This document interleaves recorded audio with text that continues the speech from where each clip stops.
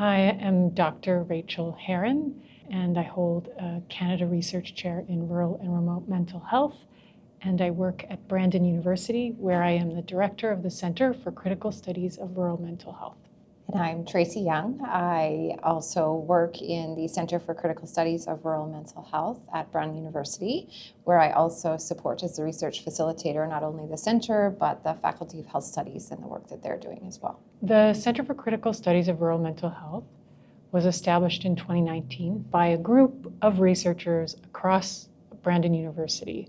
So we had faculty in arts, in science, in health studies, in music, and in education, who were all part of making this founding pitch to say, we need a research center that outlasts any single research project, that's sort of the hub of activity and engagement with our community and our broader region, even our country, when it comes to rural mental health. We want it to be something more than just a single research project or a single question, but a kind of gathering place for ideas and questions that are really big when it comes to rural mental health.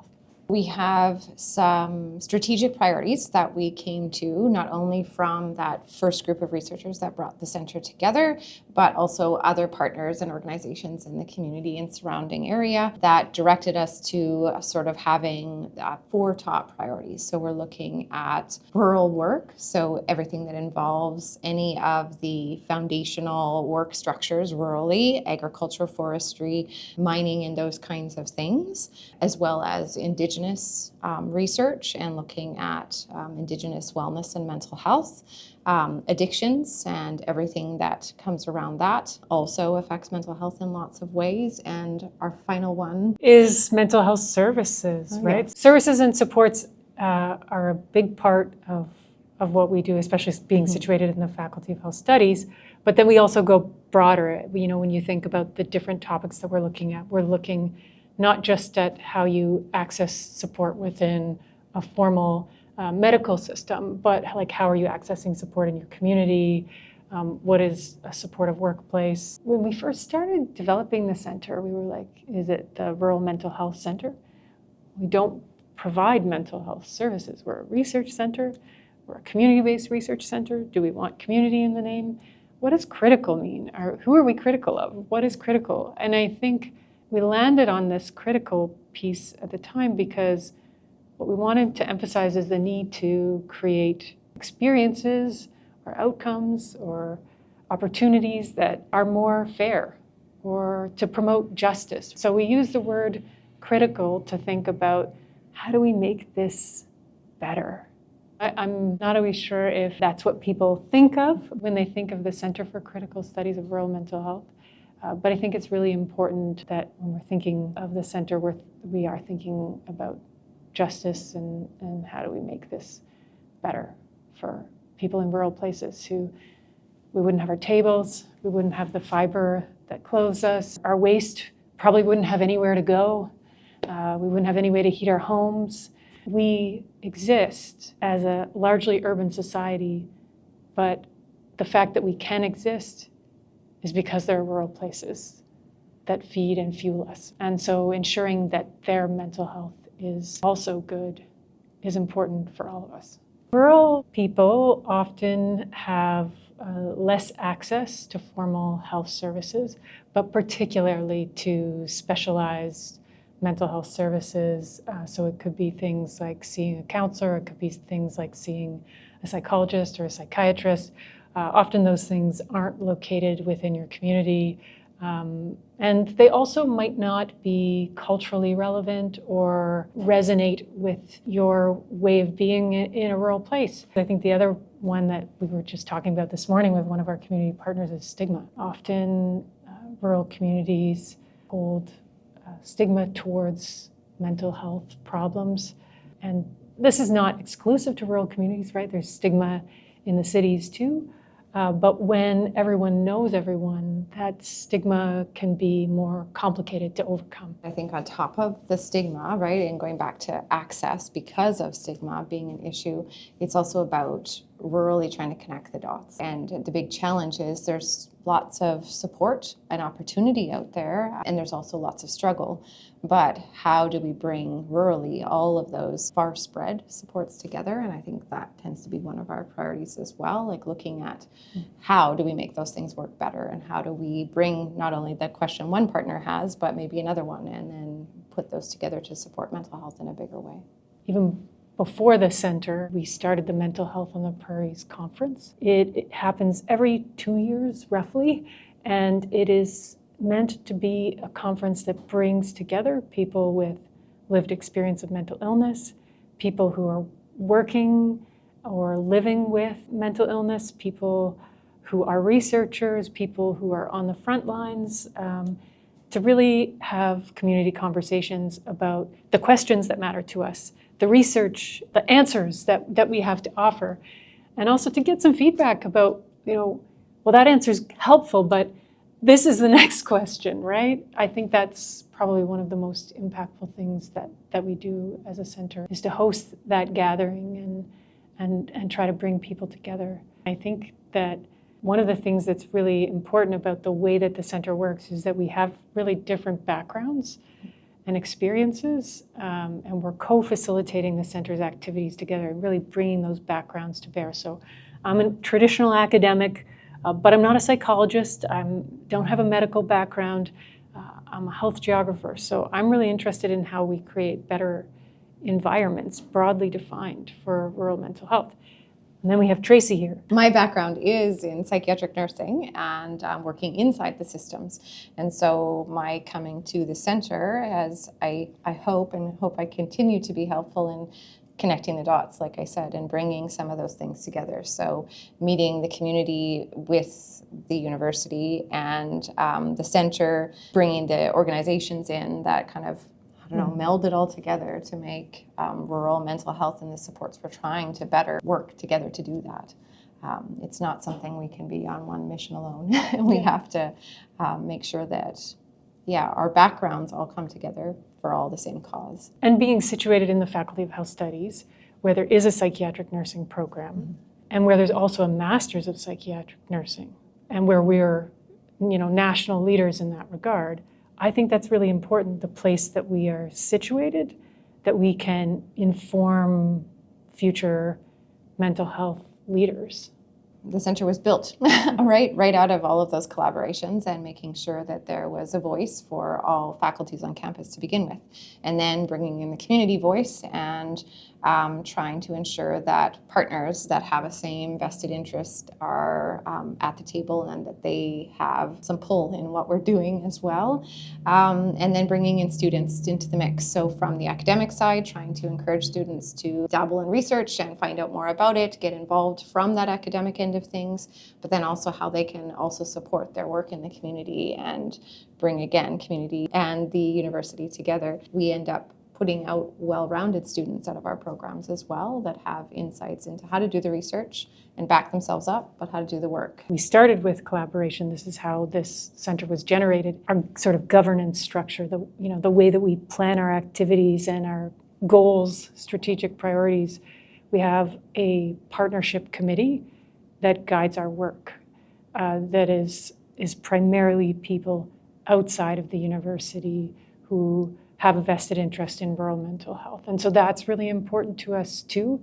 And we invite people to become members, not just people who are in the university. We want people to become members of our research center who are community affiliates. We're right now looking into some of that rural work and are focused on agriculture and trying to strengthen our partnerships in ag in Manitoba as well as more nationally to develop some more strengths-based, positive, mental health informed and capacity building, I feel like.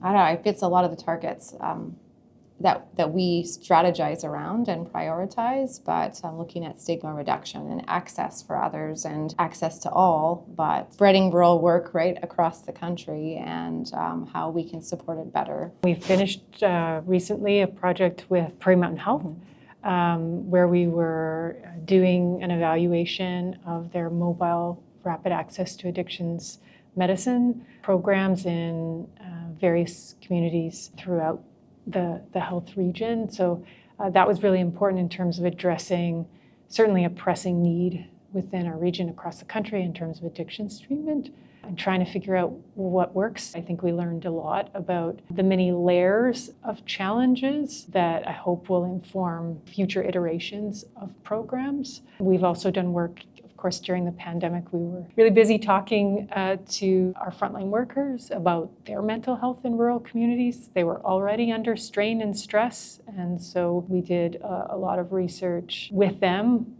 really rapidly. And I think we were really lucky to have the resources and partnerships already that when the pandemic hit, we could say, what is our responsibility to the communities surrounding us in terms of supporting them through this? So that's been something that's really fed into our services and supports, is actually trying to understand how we support the mental health of those who provide the services and supports, especially in times of adversity. We have a number of projects that we've been working on with Indigenous communities, and we're always very excited when there's an interest to work on something that fits their interests. It's very positive, again, giving that voice to the rural aspect that tends to sometimes be missing provincially, or right when we get stuck in the urban centers that we all tend to function the best in or think we do. A partnership looking at harm reduction and housing and the mental health components of that and how they all string together, but in a rural format. Not often are harm reduction centered in rural spots and tiny communities. We spend more time talking about them in larger centers, and housing as well tends to be looked at in a city. What are our problems here? How do we fix it? And we're trying to spread that also to some of our smaller communities that also have some of the same problems. I think sometimes the strategy is simply calling people or showing up.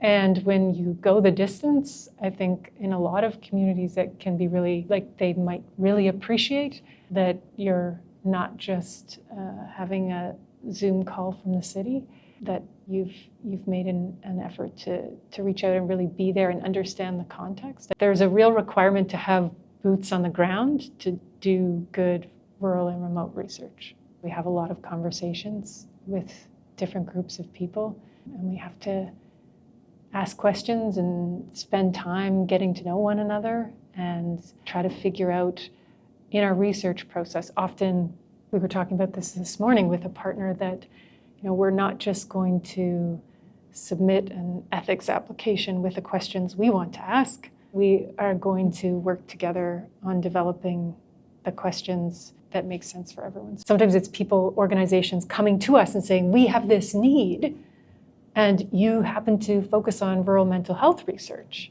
So would you be able to do this for us? And so it starts that way. So we always encourage people to contact us with questions that are of interest, and kind of work from there. The center was built very purposefully to ensure that partners always directed what we do. So right, as much as we try to own it maybe sometimes and get stuck in our own little spots, right, thinking about it, something about the work ends up taking us back to the partner to say, well, is this right? Is this wrong? Does this need to be adjusted? And I think collaboration happens whether we are aiming for it or not. And I think that was a smart way that the center was built. And maybe it wasn't even known, right, that that's how it was going to work, but it forces us in a way to keep our work about the community and about the community directing it. We hear all of these stats about 70% of farmers this, or this many rural people that. That is important work in that it may tell us the extent of a problem when measured in a particular way, but it doesn't necessarily drive change, or it can actually be quite discouraging for some people, and maybe discouraging for rural community development in some ways. One of the things that's most encouraging is when we're able to balance that with strength-based, community-based research that allows us to also look at what communities and organizations are doing to address these challenges, so that we're not always just focused on understanding the extent of the problem. We're also a part of the solution. I tend to be a more solution-focused in my practice. I need to help find not answers to what we know the issues are, but answers to make them look different or people to understand them differently, so they can be addressed differently. I like to think that the work the Centre is trying to do is based on our title, right? So the Centre for Critical Studies of Rural Mental Health. And so if we're trying to focus more on solution-focused, strength-based work and backing it with research that is with that focus, then we're looking at the real meaning of mental health and not so much what a lot of the work looks at is mental illness and the statistics and the information that goes along with that. We know what the issues are. And it's still, like Rachel said, important work to do and important work to address and identify for others to understand. I'd like to see that change and for one day those people to be reporting on different quantitative stats, and that there was something that the Centre did to influence how the quality of it looks in a different way. And if we can address the mental health of things in a rural way, then we're looking at the good, the strengths, the positive pieces, and understanding that we can make it overall a better thing for people to want to get involved in and engage in and feel like they have more capacity to succeed. I think we encourage community affiliates. We encourage people outside the university, whether they're interested in policy or whether they're practitioners or whether they have lived experience of mental illness, to become partners. And in doing so, they can contribute to the work that we do, but also hopefully benefit from the work that we do. I was born and raised rurally, and I've never known any different. I have worked and seen the struggle in rural communities and been brought up in a way that I want to see change in it for future generations. So I feel like no matter what hat I have worn or whatever role I have held, I've always wanted to just see change and growth and a strengthening of capacity to manage mental health in a rural way, keeping true to my roots, and I'll do it however I can. And so if it's here, this is where my mission is right now. I was born on a farm in southwestern Ontario, and so to me, being rural is a foundational part of who I am. And the experience of growing up on a farm has really shaped my understanding of the importance of context for a person's health and just for their life. How does where you live change everything about how you do things and what you have access to? Ever since I moved away and went to university, that's really guided my studies. At the moment that I found out that I could do work that helped to explain the things that I saw growing up and continue to see today, has really been a passion for me to give back in a way to those places that shaped me. Students can also become members or affiliates of the Centre. There's also really great opportunities to become engaged with seminar series. So we'll run workshops if students are interested in a particular research method, or if they want to learn about studies that are happening here at BU. We have a seminar series that runs regularly and also is available to our collaborators off campus as well. So I know some of my colleagues in the Faculty of Science, Dr. Marisha Lazinski and Dr. Nancy Newell, have also been running mental health careers interest group. They're affiliates of the Centre, and that's one of their strategies, is just bringing people in and talking more with students about what do you want to do in relation to mental health careers. And so we encourage you to reach out to us if you're a student who's interested, but then we also have a great network of colleagues that we can put you in touch with too. I feel like there's opportunities for students, if they're very keen to learn more about the research aspect of things and to get right involved and find their own ways to develop their own voice with it. They can work as research assistants, and we will train them to gain some of those skills and find out more about it and to do some of the work with us. So again, partnering with students as well and collaborating to grow that in different ways and grow it for everyone who's involved. And those research assistants often work on multiple different projects rather than being focused just on one project. So they get quite a variety of skills and opportunities to work with different faculty members. Don't be intimidated by the research facts of it. This is a different way to learn your craft and what you're going to be doing when you get out there, and a different way you might be able to tackle some of the problems that you're really passionate yourself about. So you might not see yourself becoming a researcher as your career, but you'll learn a lot of incredible skills. Our students have gone on to do great things. So some of them will go and do a master's degree, but sometimes they're doing law, or sometimes they're going into medicine, and they're taking a more professional route after they've finished here. And I think it's the skills that they develop and the ability to work with different partners, often cross-cultural groups or cross-cultural communication. All of those things are really highly valued, no matter what you want to do at the end of the day.